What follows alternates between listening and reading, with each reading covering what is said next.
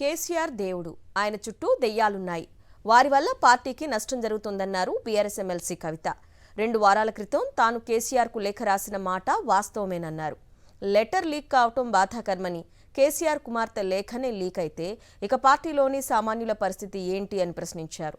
దీనిపై చర్చ జరగాలని కవిత సంచలన వ్యాఖ్యలు చేశారు. కవిత కేసీఆర్ కు రాసిన లేఖ బహిర్గతం కావడం రాష్ట్ర రాజకీయాల్లో దుమారం రేపుతోంది.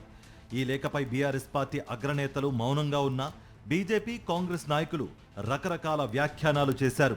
పార్టీలో కింద నుంచి పై స్థాయి నాయకుల వరకు వ్యక్తం చేస్తున్న అభిప్రాయాలనే కవిత తాను రాసిన లేఖలో ప్రస్తావించినట్లుగా స్పష్టం చేశారు.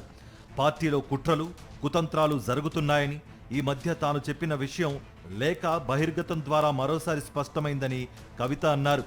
గతంలో కూడా లేఖ ద్వారా తన అభిప్రాయాలను కేసీఆర్కు చెప్పినట్లు వెల్లడించారు.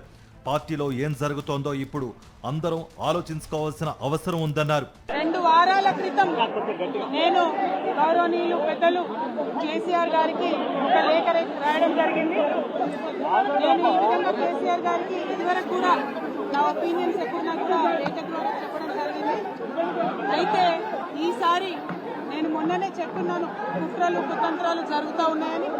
మరి నేను అంతర్గతంగా కేసీఆర్ గారికి రాసినటువంటి ఉత్తరం బహిర్గతం కావడం అన్నది, ఇది మరి ఏం జరుగుతుందో అన్నది పార్టీలో ఉన్నటువంటి మనందరం, తెలంగాణ ప్రజలందరూ కూడా ఆలోచించుకోవాల్సినటువంటి విషయం.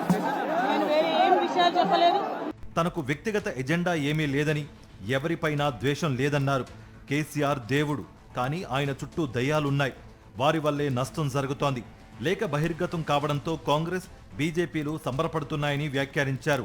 బీఆర్ఎస్ పార్టీ ఆగమైనట్లు ఆ పార్టీ నాయకులు మాట్లాడుతున్నారని విమర్శించారు. చిన్న చిన్న లోపాలను సవరించుకుని కోవట్లను పక్కకు జరుపుకుని ముందుకు వెళితే పార్టీ 10 కాలాల పాటు చల్లగా ఉంటుందన్నారు ఎమ్మెల్సీ కవిత.